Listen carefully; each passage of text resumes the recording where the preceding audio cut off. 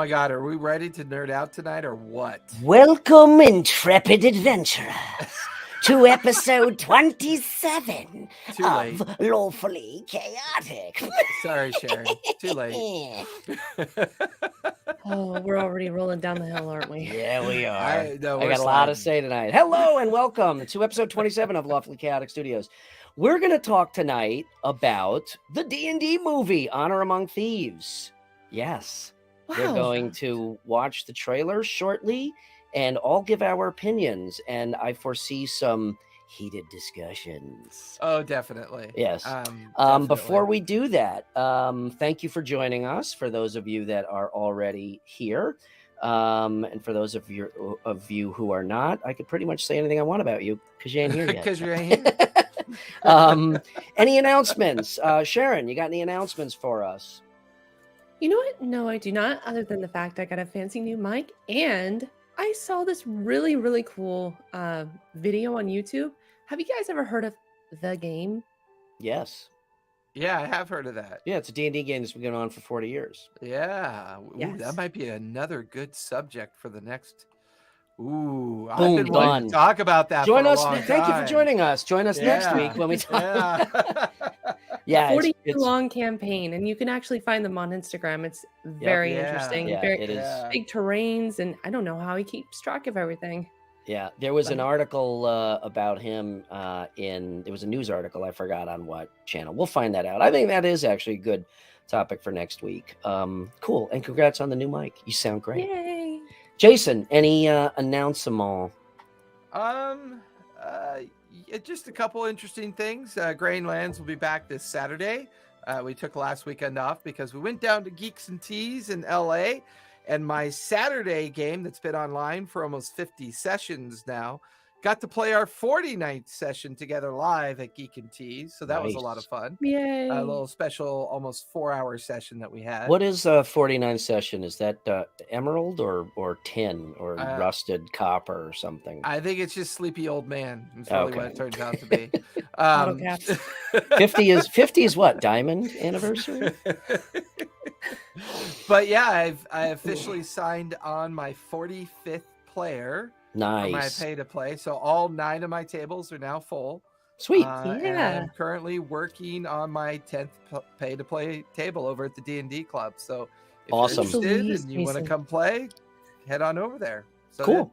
that's all I got. That's all I got. What about Okay, you, well, Brian? What do you got with going that, let's jump right. Well, you know what? Let's shoot the Do you shit. have any for- announcements, Brian?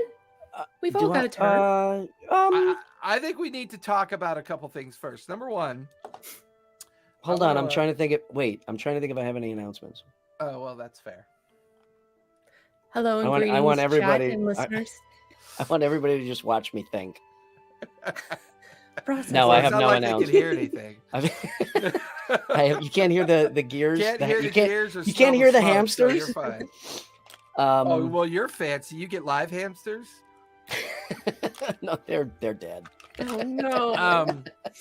Okay, I think what I'd like to do is have us chat about media, the previous attempts at D&D, and what our hopes were individually. And then at the halfway point, let's watch it together. I'm gonna say we're gonna naturally get into discussion about it. So No, I think we 'cause spend we're a gonna- couple we're of gonna minutes. Practice discipline, Brian. We're No, gonna there is no practice discipline. Dear and, listener, the pot has already been stirred. Exactly. Yeah. So How about you know. not? Let's do a few minutes or so, 10 minutes or so. Let's not wait till halfway because that way we'll get some chat in here. I got a lot of shit to say about this trailer. So Of course you do. There's going to Plus be a this- good cop, bad cop situation. For Yeah. Definitely. Definitely. and this way we can maybe get a few people in the chat to chat with us. Okay, Yeah, so it's always getting pursuant, started. It's always a little bit sluggish. yeah, So, so pursuant to that, okay, so we can also watch the trailer a couple times during the show. that's fair. Ooh. Burn it into our Um, brains. Let's do it. Enigma all, Forge, "Look, I nice, showed." that's awesome.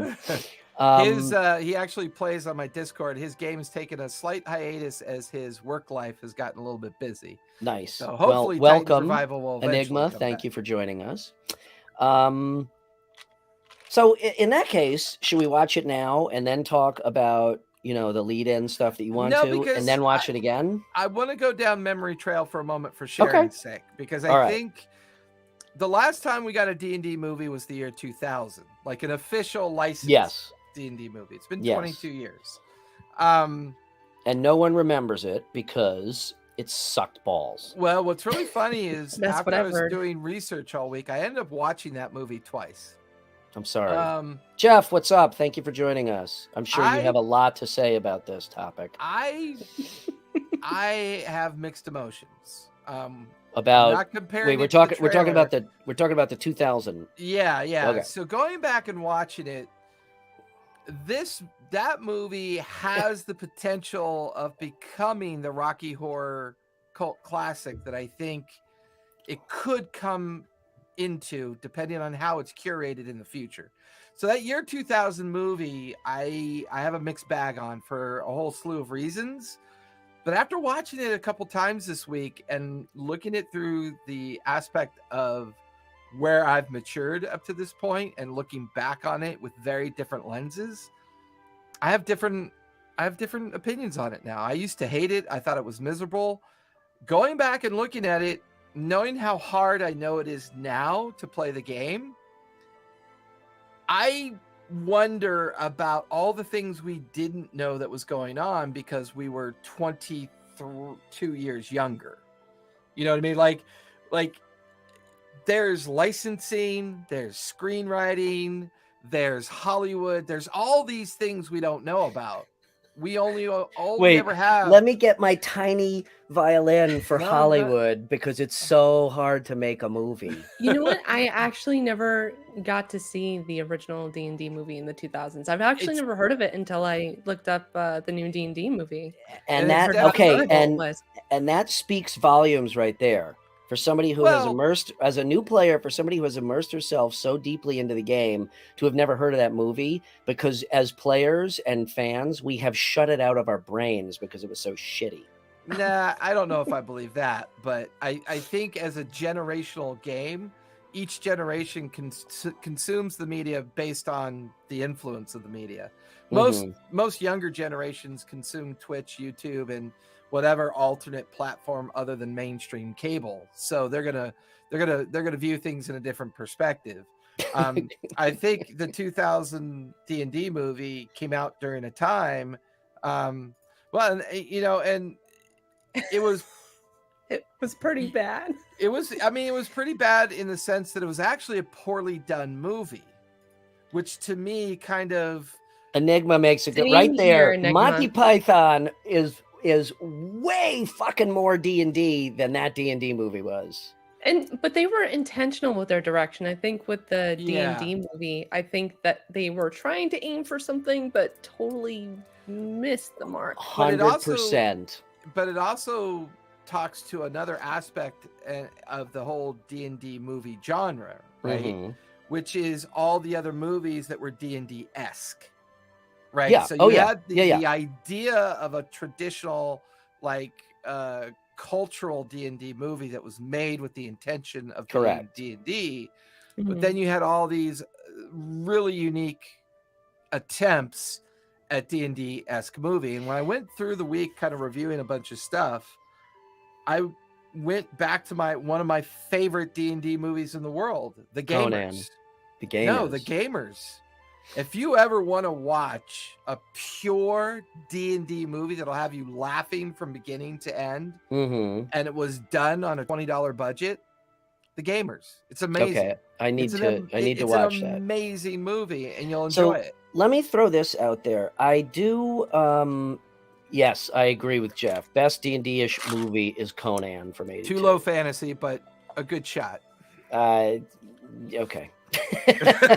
There's Conan, there's Excalibur, there's Beastmaster, there's Monty Python. Oh, Beastmaster was a horrible movie, and I loved it.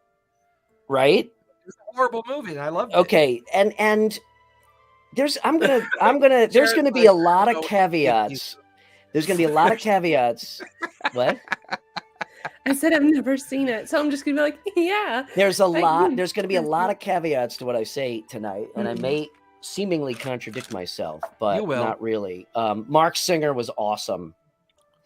Um, and Flan, we know that you can't stand role playing.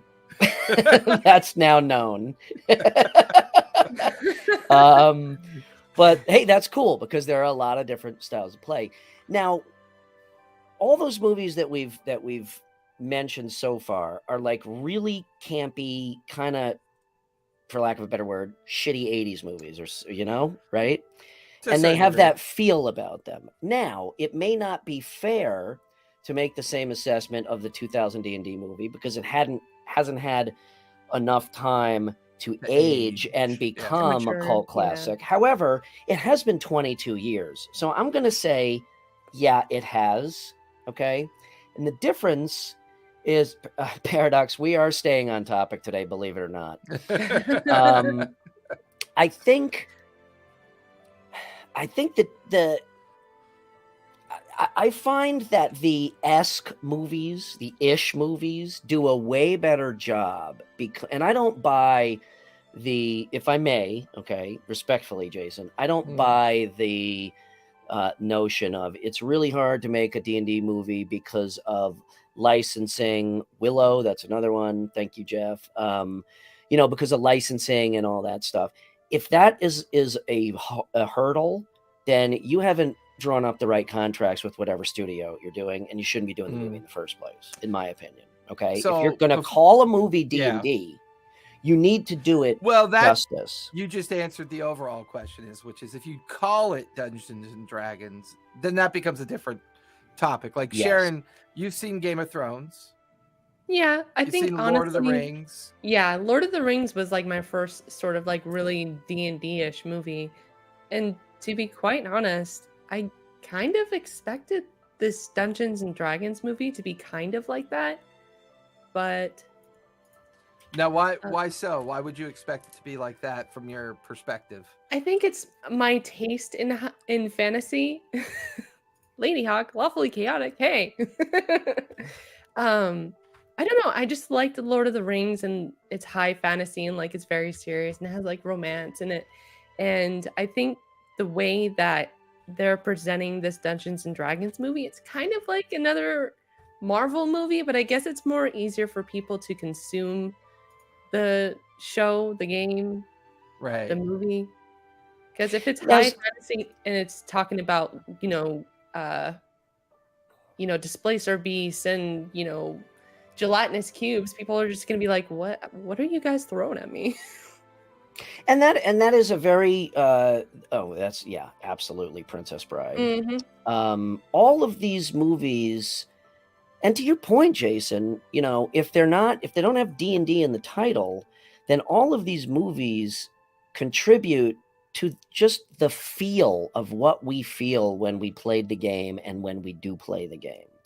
And that sometimes can be, in my opinion, way, way more powerful than just calling a movie D&D and doing a half-assed shit job on it, a la the 2000 movie. So we're at the 15-minute mark. Let's watch the trailer. Well, go ahead, share before we start. Go ahead. Oh, no. I'll save my comments for after the premiere. Okay. So let me get us set up here. We're going to watch the trailer, and we're going to talk about it afterwards. We'll watch Brian hate on it, but the rest of us will talk about it. So here we go. Is it that obvious already?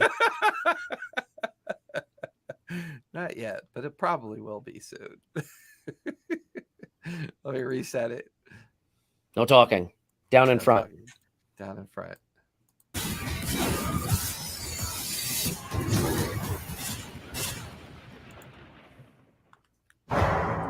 Here's the thing. We're a team of thieves. And when you do this, you're bound to make enemies. Sometimes those enemies come looking for revenge.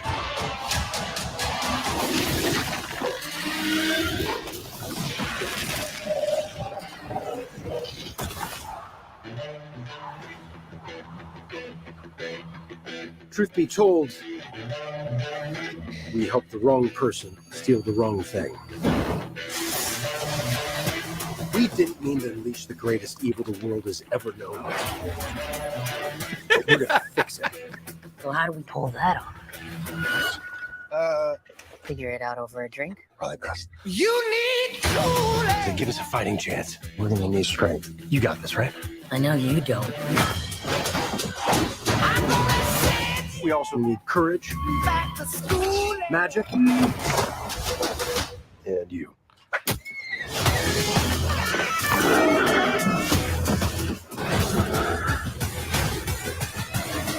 What is that again?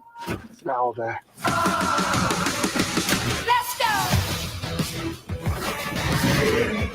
Be warned. There is evil here. I'm glad he's on our side.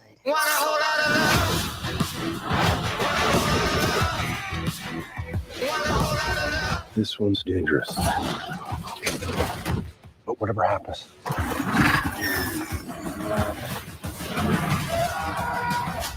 we'll be ready.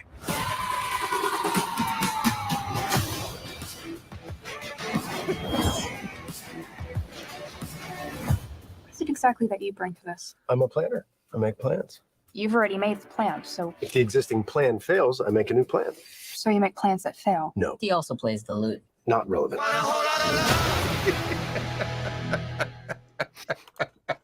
I love it. Hey, Brian, how you doing? I absolutely You love want it. you want me to start? Well, I mean, if you want to, I will say, and I hope I'm wrong. Now, again, caveats, because I always like to cover my bases, you know. So when I run for president in 10 years, nobody comes back and says, "Remember that one time you said that thing about the D&D movie? Fuck you." I hope I'm wrong. I do not have good hopes for this movie at all. At all. Would you like to know why? nah, it just sounds like bitter generational tears. No, it's not. No, Yeah, it's let me not. let me lick the screen. See how salty Not, they are. not at all. It's not generational at all.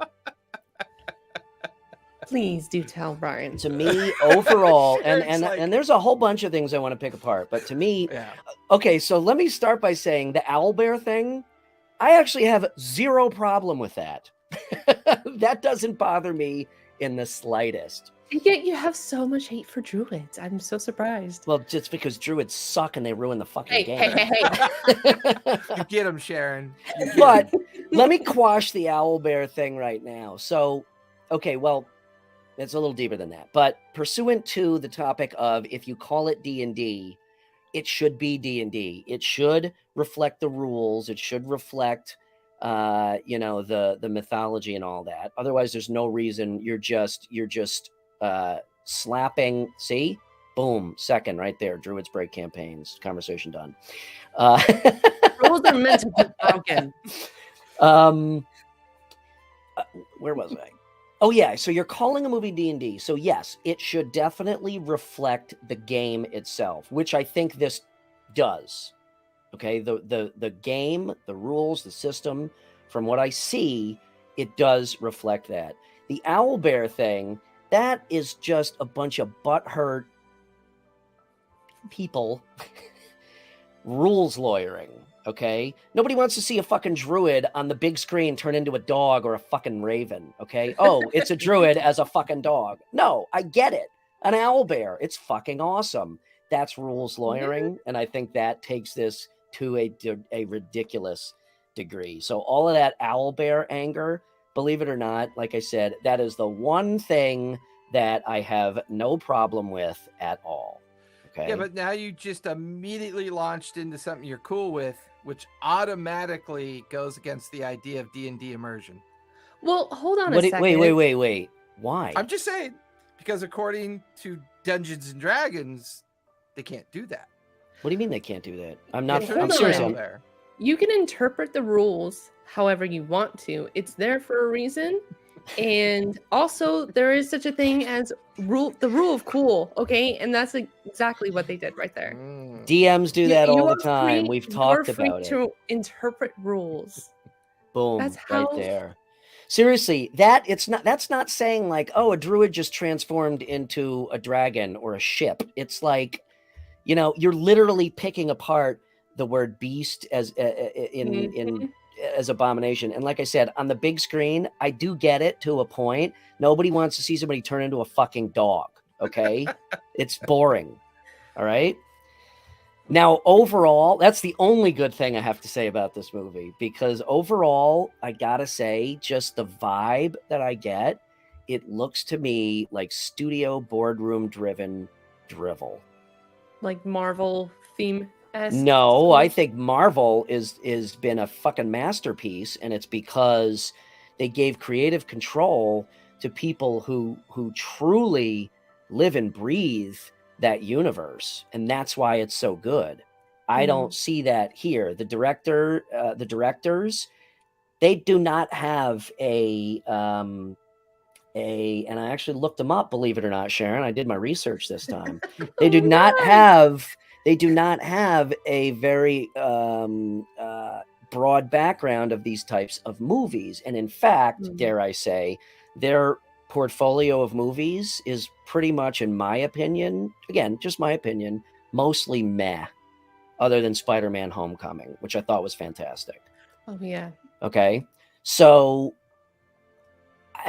again, just now I have a big problem, and stop me when you guys want to say something, because I'm gonna No, Sharon's Okay, going stop, after. Brian. Yeah, Sharon's gonna go after you, but okay. Good cop, bad cop. I have a problem with D&D. Okay, in Marvel, the campiness works. The Guardians of the Galaxy works, especially for that group. It's just masterful, right? It's beautiful, the comedy and whatnot. You can still do that in a way. If you look at the Avengers movies, there's a lot of intelligent humor quips in the Avengers movies, but yet it still has a much more serious tone than Guardians of the Galaxy. We're still talking about a superhero movie, all right? But there's a lot of feeling that, you know, that can be had from those movies. I do not think, and maybe this is just me as a generational player, but I don't think so. I'm trying to look at this, you know, with an open mind. I don't think that modern campiness mixes with D&D. I just think they clash, and I think there are different ways to emulate the fun that we have while playing without succumbing to the Hollywood tropes of let's blow shit up, let's have, you know, quippy little sayings and taglines. I hated The Witcher, and I've told you this, Jason, because I couldn't get past the vernacular. It was like modern day vernacular in a very, you know, fantasy setting, and it didn't work for me. And I see this going right down that road, and with all the effects and all this stuff. I mean, Sharon, you know, one of your favorite, you said this is one of your favorite scenes. Whoops, hang on. The black screen, that's my favorite. The black screen. Yeah. Let me, there we go. Yes. This is directly out of fucking Ragnarok, down to the goddamn Led Zeppelin track. Yeah. I mean, come on. This is that scene from Ragnarok with different song, but same with Led Zeppelin. And the trailer opens to Led Zeppelin, and it's driving into the same. It's recycled, and it's driving into the same place for me mentally, which is this is a summer studio blockbuster type film, okay, box office intent in the guise of a D&D movie. And I don't have, you know, that's basically my problem with it. There's a lot of little stuff too that I can pick up, but I'll pause for a bit to let you guys jump in on it. But like I said, I hope I'm wrong, but I don't have good a good outlook for this one bit. So you don't see any longevity for the movie either? Again, Like, this is based on a 10 trailer. years. Okay, this is based on a trailer. All right, I hope I go see the movie and I'm like, I was completely fucking wrong. This was awesome. I do think that it probably has some longevity, only because it is introducing some rules. Although we have to see again, are they just flashy effects, or are they part of the story? But I don't know, man. I see Sharon, what is this. a D&D movie to you? Like when you think of going and enjoying and absorbing a Dungeons and Dragons movie, what is playing on your sense of why you're going to see it? I'm stoked to see it because honestly, D&D is all theater of the mind, and it would be interesting to kind of finally see it on the screen. And they're actually being, hi Fatal. They're trying to be true to the game. I think there's probably an on-site DM for the movie, probably. I'm sure.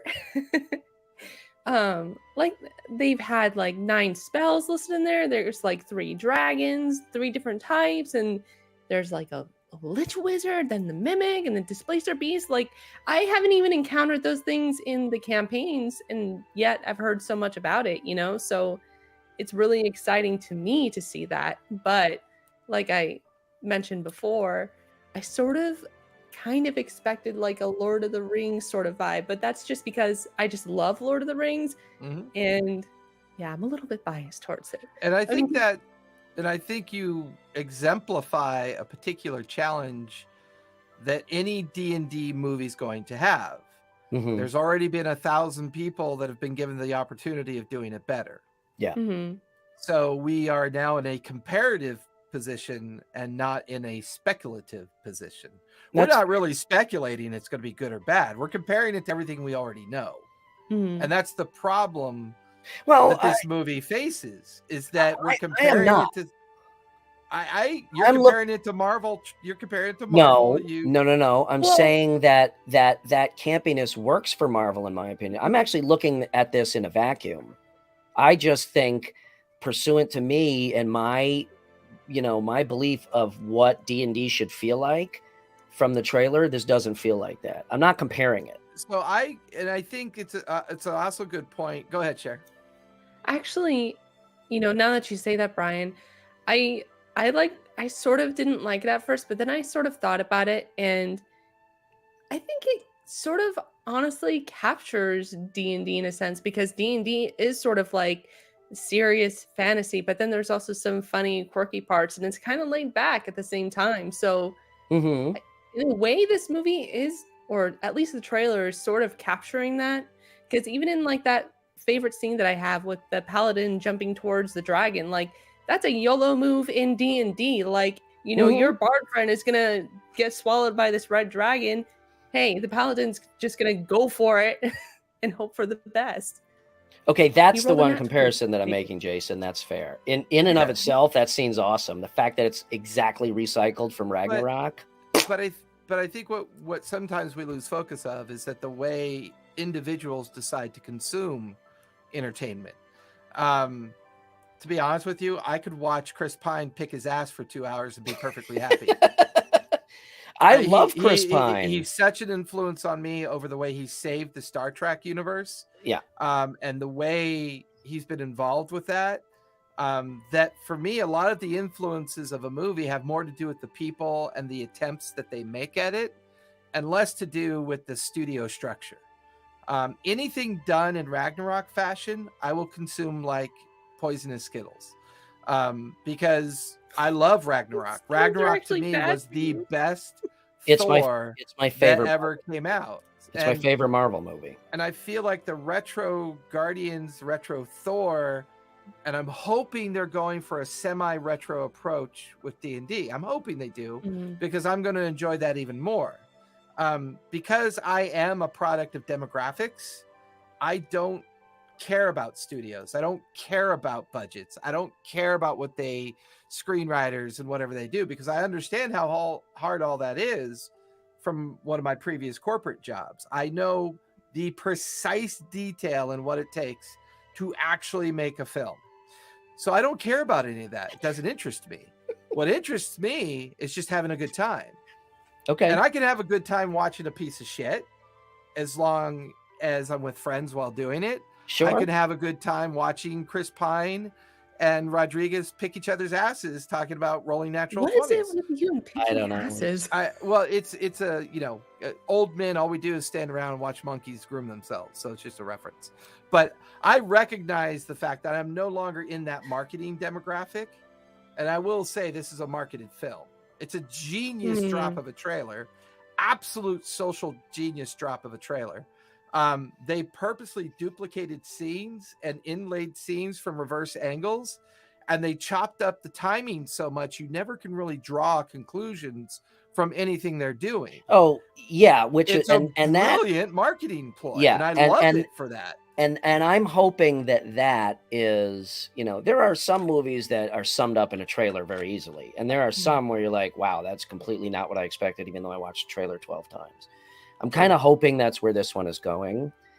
I feel in regard to Chris Pine, I love Chris Pine also.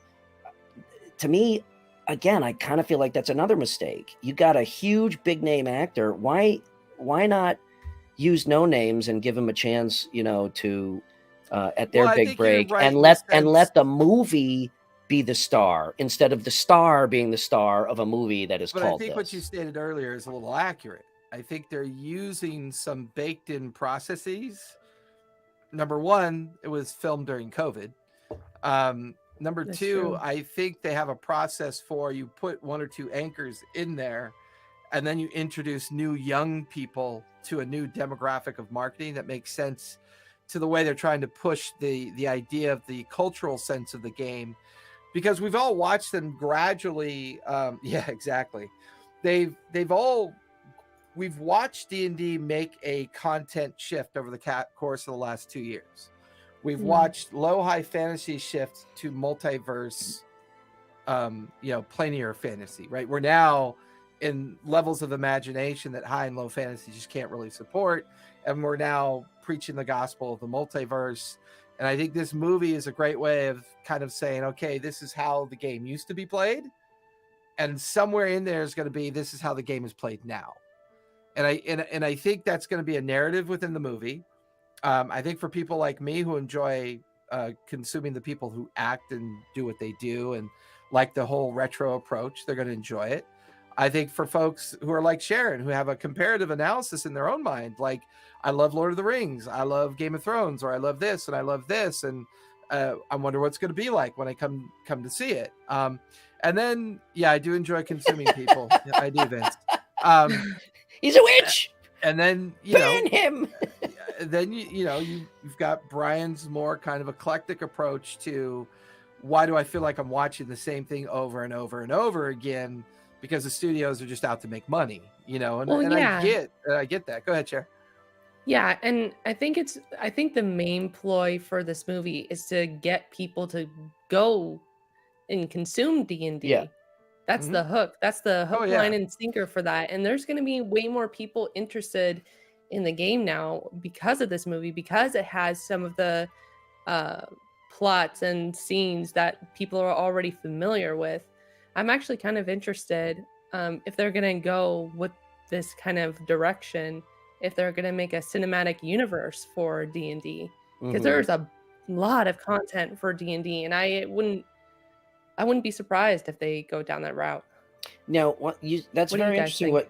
That's very interesting, and I actually agree with you. I will concede that as a continued means to garner these new audiences into the game that we've never experienced before up until the past few years, I think it's a brilliant tool for that. I do think, because it's not sitting around watching a bunch of rules basically on the big screen, that it will do a very good job of bringing those people in. So I concede that point totally. In terms of a like an MCU type thing for D&D, I would love to see that. I mean, to your point, there is no end to. I mean, you'd come out with 1,000 movies and still have 1,000 more to write. I don't see that happening with this vibe. I think to do something like that, you can come out with a bunch of D&D movies, but to do a proper MCU type, woven thread, I don't see this vibe being able to facilitate that. Yeah, I would agree with that, but I also hope, to Sharon's point, she's right, because So do I. because it would make a fun universe, to say the least. It would make a really fun universe. Like and I think we've got some modern examples we can pull from. Yeah, I think the success of Critical Role and their transference of 1,500 hours of game into an animated series. Yeah. Now, good. Yeah, right? Vincent's point about I kind of agree. I don't. Now you know what? I'm not going to go there. Go ahead. I was going to comment on animated versus live action. I think live action can absolutely work. I kind of agree with Vince. I think this genre better is suited towards animation, but if done right, like I think if done right, yeah. I think if Titmouse were to really take it on and find somebody to really back the production of it, I think it would be an amazing Netflix series. And I think they missed the boat. Totally. I agree. They either missed the boat because they couldn't afford the licensing, or they couldn't quite put the right team together and draw off their successes of the Dragon Prince, Castlevania, and foster a much healthier relationship with a production studio like Titmouse. Titmouse is by far, since Secret of Nim came out so many decades ago. Oh yeah. Don Bluth Studios. We haven't had much animation that would really feel like you're going through a cultural shift. And Don Bluth, who not only did Secret of Nim, but he did all the animation for Dragon's Lair. And then we just kind of existed for a while on the attempted through rotoscope and different methods that people were trying to use. And I think D&D's window was captured a couple times there, but never really kind of done well. But now you look at things like Love, Death, Robots and what Vox Machina God, I did, love that. Right? And you look at the idea of the anthology concept, and then the quality of Vox Machina's animation. Can you imagine what an amazing production value we'd have to your buddy's point, episodes as modules? Yeah, totally. 100%. How fun that would be. Agree with everything that you said. And once again, I feel like Sharon's right in the hopeful aspect. Like, this may stir some interesting creativity opinions or options. I mean, just from I'll throw Batman the Animated Series in there, just as the original one, right? The original one, yeah. I mean, you can do animated that is just gritty and really true to life feeling. I agree with everything. But Cher, how did you emotionally feel watching Vox Machina on Prime? Like, what was your brain telling you? Because you had a relationship with the game already through the Critical Role YouTube experience and Twitch experience that was going on. When you watched that, what was going on? Hell yeah! That's what I was. That was my feeling for it. They blew away a Kickstarter record, right? Oh, you know that, right? Yeah. They Mystery Science Theater had the previous record, and then they came in and trounced it. Yeah, trounced it. Yeah. And I was super stoked. I'm still super stoked. I'm still somehow hoping that there's more seasons involved. But if there's not, then you know what? Cool. I am happy with it. Like, the fact that they were even to put it to screen was just really awesome. And I get to relive those campaign moments, And like, what if they do like for campaign 2, campaign 3? They have a deal for that.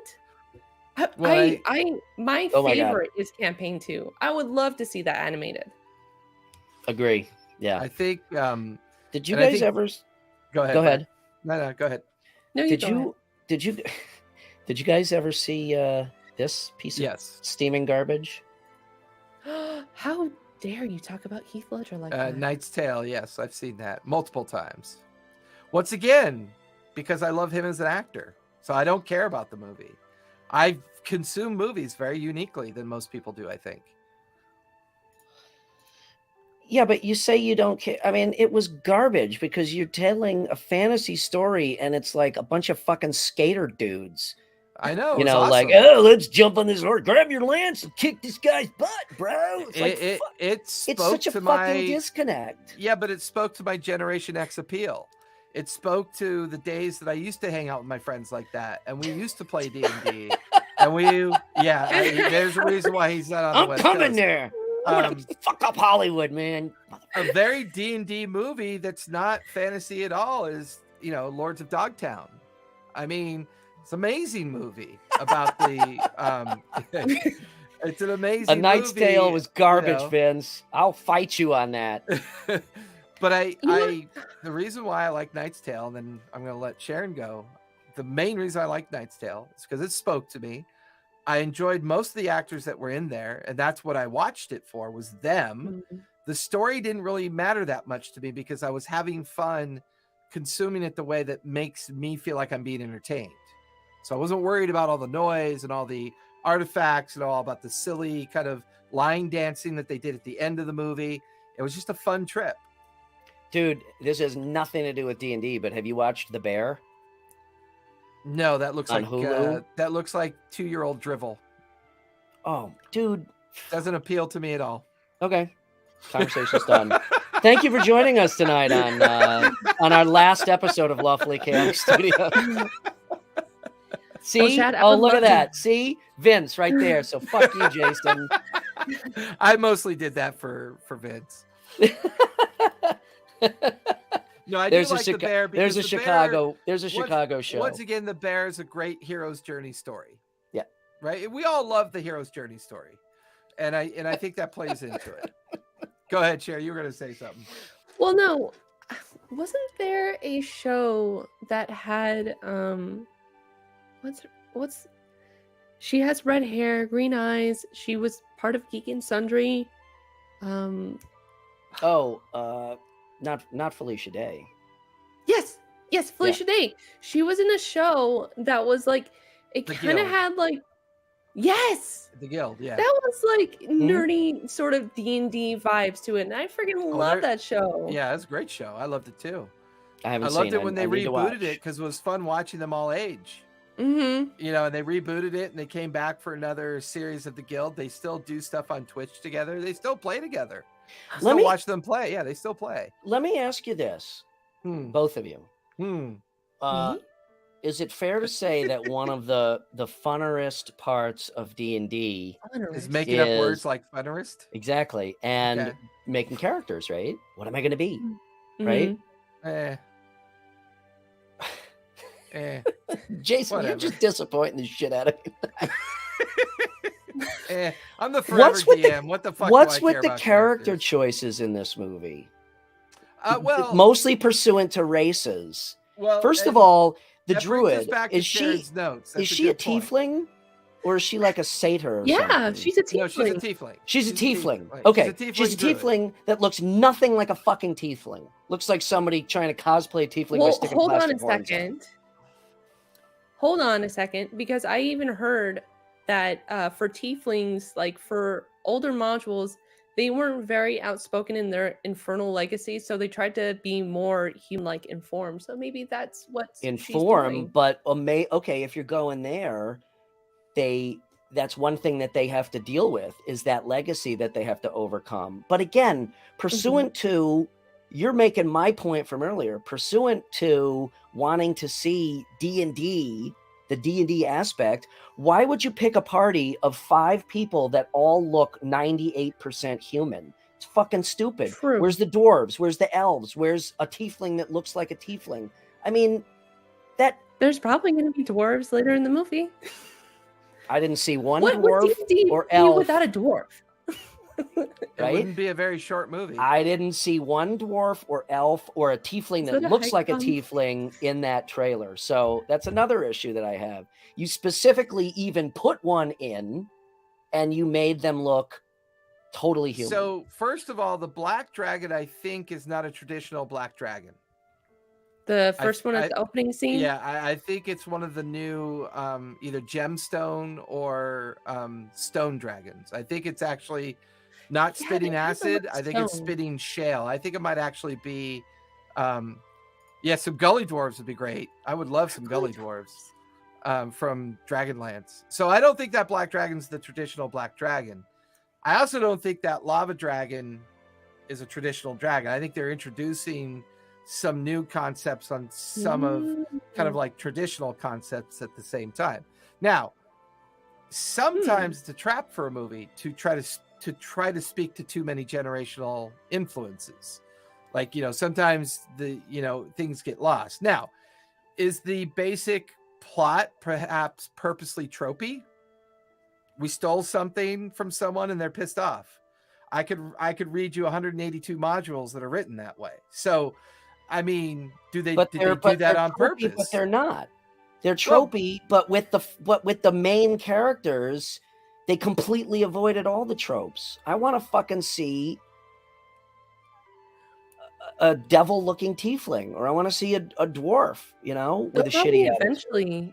They'll probably eventually like introduce that, because I think, because D&D, like at the very beginning, was about, Satanism or whatever. So what if they were to roll out with a fucking red tiefling on screen? I think people would be like, hey, there is a devil in D&D, like. I'm going to disagree with that. Look at Stranger Things. I think that's perfect considering the short attention spans this is that we like all have an now. easy way for people to jump into D&D. Just like take little itty bitty bites, Okay, and you're right. And that begs the question, and Jason has kind of touched on that. That begs the question: is this movie made for D&D fans, or is this movie made to bring new people into the game? Because I do not think that you can satisfy both. And I'll throw out an example. Okay, if this movie sucks, it's not going to affect my paradigm of D&D. Okay, this is in a vacuum. If it's a shitty movie, whatever, fuck it. I don't have to watch it. I can still enjoy the game. I grew up on Star Wars. That was our entire life as a kid. Okay, Star Wars. I remember seeing Star Wars the first time in the theater when it came out. Used to sit on my driveway with my friends. We'd ride our bikes to the corner convenience store and buy Star Wars trading cards and sit on the driveway and trade trading cards the rest of the day. When they started, the re-release of Star Wars movies with episodes 1, 2, and 3. Yeah, the prequels. Right? Any fucking Star Wars fan on the planet will tell you that those movies are utter fucking garbage. And the reason is because they did those to try to reach the next generation, which in my opinion was a mistake, because they should be catering to the diehard fans who are now parents, who will then bring their kids into that organically and garner that next generation. I love you, Vince. Once we get to, again, true fans who have been given the keys to the new Star Wars universe, a la Mandalorian and Rogue One and Han Solo and all of the Netflix stuff, now we're back to the point where the fans freaking love it, and it still speaks to a new audience. Okay. Now, when the prequels came out, that rocked my world, because I was like, oh my God, this has ruined Star Wars for me, because Star Wars was such a big part of my life. But my point is, again, and then I'll shut up. Yeah. Oh, no. I don't think this movie, you can appeal to both kind of audiences. dovetail for everyone's mentions. I think when Jason mentioned about the, I think you said weapons, or maybe I just popped into my head. But since this is a movie that's introducing a new audience, and maybe they're going to be introducing new weapons or new items as well, and maybe, just maybe, what if they make like a new D&D campaign out of this movie to like further kind of pave the way for new players to play? I think that would be a great idea from a marketing standpoint. The movie feels like a box set to me. Mm-hmm. And I'm perfectly fine with that. And if that is the purpose, then I can't argue with that. For me personally, it's probably not going to appeal to me very much. Probably not. I don't think it's going to touch enough of your hopes that you want it to be, because there's no such movie like that exists. Those movies come across by accident. Those movies happen by accident. The yes. originals, the original Star Wars was an accidental film. It was never meant to be made. Oh yeah. It was a pure accident. I don't know if you've ever watched a Fellini film. No. When you watch a film for its artistic intent Mm-hmm. versus the material or story intent versus the studio project feel that a movie has. Mm-hmm. I think the one thing we all have to exercise as good stewards of our own money is that once you pay that ticket price, the only opinion that matters is your very own, not the other ones. Mm-hmm. And I think when you start watching movies and you have too much fandom anchored to something, you're already disappointing yourself before you've watched it. And that's not a dig on you, Brian. That's a very common thing. I don't disagree with that. That I see through all kind of ways that things are consumed. Like, I'm a huge Orville fan. I think Orville was the Star Trek we've been looking for years. And then Star Trek Strange Worlds came out that feels like Orville. Mm-hmm. So suddenly people are beginning to listen, But it is doable. I mean, look at the Lord of the Rings franchise and look at the Marvel franchise. It is doable. It is perfectly possible to put out a franchise of movies based, cemented so strongly in a fandom base and still be fucking awesome. But I wanted to go back to Sharon's point when she brought up the Guild. And then it's also possible to fuck it up, like basically almost everything DC has. But when Sharon brought up the Guild, I hadn't thought about the Guild for a while. I had thought about Gamers for a while because Gamers was really fun to watch. To a point. The one thing that the Guild does for me is it does the same thing that Critical Role did well, which is they took two ways of consuming a popular thing and could appeal to two different groups distinctly. So you had their live role, they had their live D&D play with their whole kind of like world that they built with that, but they were so reticent of how important it was to transfer that into something else that was going to appeal to people very differently. And once again, it's a generational difference. You have a very kind of stodgy studio framework sitting out there that likes making money. But then you have this new kind of younger generational fan base that's growing alongside very unique ways that they're consuming this new stuff. And so you get into these points of conflict and differences. And, sometimes some generations aren't willing to let the other generations either fail or succeed. But Critical Role has proven without a doubt that generation is capable of doing so much more than we give that generation credit for. And that's part of Sharon's generation. And I think as these generations kind of migrate to the apex of control, we're going to see a lot more entertaining cultural related stuff that's going to be better. And I think D&D movie coming out, and I think it's actually going to do well because I think it's going to appeal to the right audiences. It's going to probably describe that we are now in the height of the golden era of D&D, and we have no place now but to go flatter down. And that's just a natural cadence that culture goes through, that pop culture goes through. Yeah. And it'll bell curve down for a while, and it will get rebooted and become something else later. But I think this movie takes into account a lot of what got us here, takes into account the WotC corporate mentality in conflict with a Paramount studio mentality. We're seeing that play out. And we're seeing that this is probably the last real big thing you'll see during the golden era. You'll see more Critical Role animation. You'll see other people attempt animated series. I think we're saying goodbye to the old way of things being done. Yeah.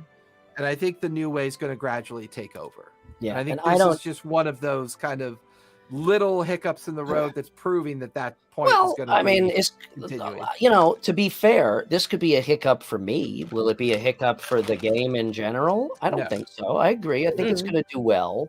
What I can see happening, and let me make a point, first of all, I'm not unwilling to give up my generational ownership of this game. Okay, quite the contrary. All right. I mean, I love Critical Role. You know what you can't do when you're dead, Brian? You can't play D&D. You're right. But I love Critical Role. I've done a lot of work for Critical Role, so I am completely open to the next generation taking this way further than we ever did. This particular trailer just gives me the vibe of this is boardroom driven creativity. I've been dealing with that my entire career as a designer. Okay. So I just want to be clear that I'm separating the two. This is not, this is not how I think D&D should be. I just think this is just flat out going to be shittily made movie. But I think go ahead, Cher. Well, I'm curious, what do you think what things would you change to make it more appealing to you?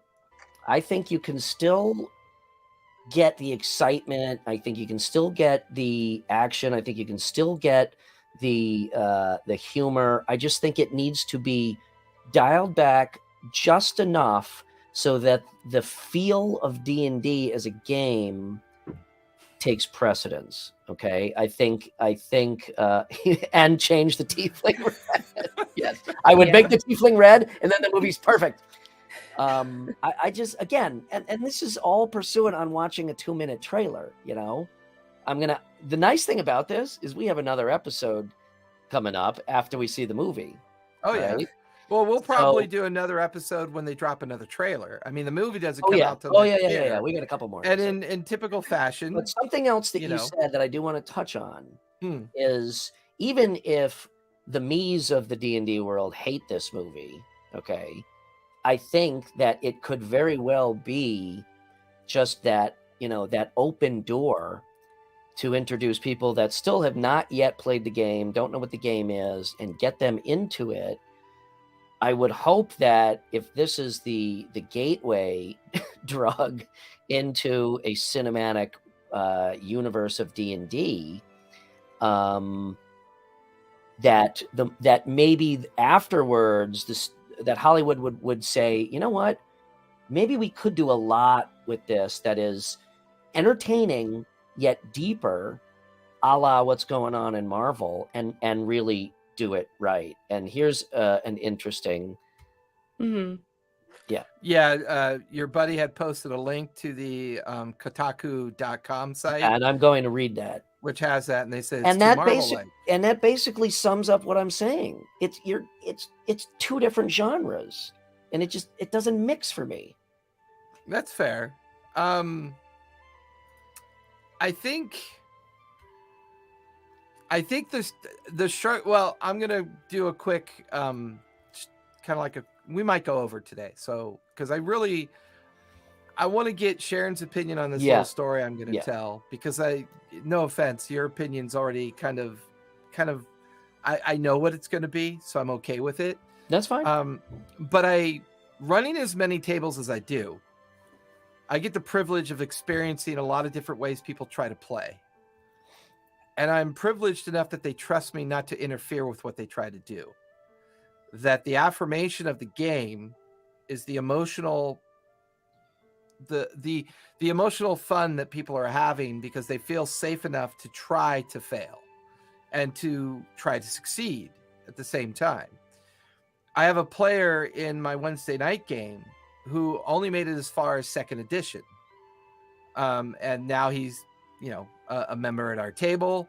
And we're playing the Adventures of Nicodranus, and we're taking on the Cult of the Chained Oblivion. And it's going to be mostly a dungeon crawl with some city activity later on. And watching him play for the first time last night was probably one of the most emotional experiences I've ever had. Because at the end of the sessions, I always take 5 minutes to talk about the session and get the feel from everyone on how it went, how everyone felt about it. And it was an incredible moment for me. It was an incredible moment for me because I no longer view the game as something that has to be owned by a generation. That matters virtually zero to me. We are privileged enough to be a part of something that has now encompassed so many generations of play that there's virtually not a single comparable game out there that can stand up on that same kind of legacy of, you know, my grandfather's father's brother's nephew played, or niece, or grandmother, or aunt, or uncle, right? There's just 10 years goes by, 10 years goes by, 10 years goes by. The only thing unique about this current generation is the access to so many different ways to consume something that wasn't able to be consumed other than one single way, you know, and I think we're watching that play out. I like the fact that it looks like Marvel, because I think that's going to help a lot. I'm in the business of earning a living through the D&D, you know, the D&D brand. So I know that movie's going to help with that. I know that movie's So gonna be all an this is amazing a gateway. personal greedy money grab for you. I get it. Not necessarily I'm- greedy. I I'm think totally joking, dude. Go ahead, Cher. I'm joking. I think to me, this is like a grand opening for everybody. Just like kicking open the doors Yeah. and just saying, Yeah, come on, guys. come check it It's out. great. Just come Or on even in. better Jump yet, in. what you just said, Cher. Come check out what you've been missing. Yeah. You know how Come on, hard it woo. is for people to find games? I mean, we did a whole episode about it. You Yep. know, it's hard. And this amazing, glossy movie that takes a very Marvel-esque approach with a kind of over-the-top budget with probably a little too much corporate involvement. And they've got some pretty decent actors and actresses together, although I don't like to differ between the two. They got good actors together. And I think we're going to see something unique come out of this. I think the parts that are going to be bad are the ones that the corp touched, and the really good shit is going to be the ones that they didn't touch. And something's going to come out of that. I feel like that was the lesson that was learned from Star Wars. I feel like they're learning that lesson with Doctor Strange. There's a lot of lessons to be learned with Doctor Strange. The way they treated the Red Witch in that movie, I couldn't even finish the movie. It was A lot of people had a problem the with her way they portrayal. treated her character, Yeah. the actress, the narrative of the all-consuming 1950s out-of-control mother was awful, and they're going to learn a valuable lesson from it. I think Rogue One also taught Star Wars a valuable lesson. So there's going to be two things out of this movie. They're either going to learn from it, or it's going to be another 20 years that we wait. But you know what the main difference is, though, is that people can actually jump in the adventure. You can't jump into Star Wars. You can't jump into No, Lord of you the can't. Rings. Yeah. You can live and breathe this adventure, and that's why I like your original comparison with being a gateway. Like, here's the door. Look at what you've been missing. Why aren't you playing this game? This imagery representation we're giving you is just a microcosm of an entire amazing culture you could be a part of, as well as play a most amazing game that you could be a part of. So I agree with you. I do think, and I hope that, to your point, Jace, that this will be a learning experience. And I kind of see this as like a test bed for the studios to kind of realize, like, okay, there is money to be made. And now there's a deeper level of content that can be had in a much more thoughtful way, for sure. Well, so, and I would say, as an example to that, if you go into the YouTube sphere and avoid the comments and avoid all the toxicity that is the YouTube comment robot space, and you do a search for anything D&D movie related, type at the end of it fandom. There are some really cool fandom pieces out there. Oh, I'm where sure. They've taken actual D&D movies, either that went straight to DVD or whatever, and they've redone them. And I'm sure that they're way better than this. Right? So, and that's the other thing I love about this, is that it's like people are so willing to accept what they get, but then use their own creativity, which is to the very nature of the game, to spin it into something that's fun. Let me throw this out there, unless somebody has anything else, kind of major points to make. well, Do you? Starting with number 5 of my 29 points. No, I was I going just to want to ask. take an hour let's- to talk to you about the fact that let's end this on a positive note, and I'm speaking should for they myself. or should they not reboot And Conan the I'm Barbarian? no. I say they reboot it. Well, actually, no. That's a whole nother. Let's all say what is our favorite part of the trailer, like the most exciting glimpse Okay. of something that we're most excited for. You go first, Brian, then Sharon second. No, I got to think about it for a second. He's got to think about it for 10 minutes. Cher, what was your favorite part? Well, you all know that my favorite part was when the paladin was jumping towards the red dragon as it's being chomping the bard. But also another cool part is when one of the cultists was using Misty Step to avoid, I think it was, what was That was it? pretty It cool to was see that spell have some action. Ray to of it, right? Frost Yeah. from the sorcerer. Yeah. That was Yeah. really Yeah. cool. Yeah. I was like, that's Misty Step. That's so cool. Yep. Yeah. I will say I got that also. That actually stands out for me too, is the Misty Step spell. Yeah. But otherwise, I love the owlbear. I think all the rules lawyers can fuck off personally, because again, I want to see a druid. If a druid is gonna wild shape, I don't want to see him wild shape into a bird. That's been done. I think the owlbear is pretty cool. There were so many nostalgic moments for me in the entire trailer that it's hard for me to find one that sticks out. I think they did a pretty decent job of giving someone like me a glimpse at what the Red Wizards of Thay might have looked like. I thought that was kind of fun. It may not be Terrell, it may not be that world. I don't know, but it was fun to think that it was possible. This is Baldur's Gate, right? Or is it Waterdeep? I think it's Baldur's Gate. It's Waterdeep. I have The no idea. Mimic was really awesome. Yeah, the Mimic was Beast, awesome. And the reason why I love the Displacer Beast and the Mimic so much is I liked what they did with the Displacer Beast with that quintessential go at the camera, because you'll never see that in the film. It won't be in the film. It's designed for a trailer. So you won't actually see that. The Mimic was amazing because for the longest time, I've always had to describe to my players, well, a Mimic uses its tongue to move. And they're like, well, how would a Mimic do that? Well, now you've got video to prove that's what they fucking do. They use their fucking tongue to move to 20 feet. Because how could a chest with a tongue in it move?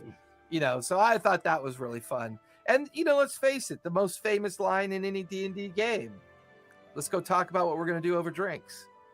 That's how we all meet in a tavern. Have you guys ever seen a mimic with busted teeth?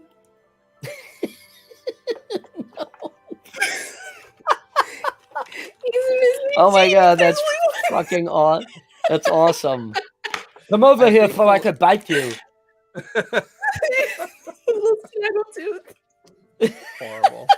Horrible. I haven't read enough of the movie to know where the setting is.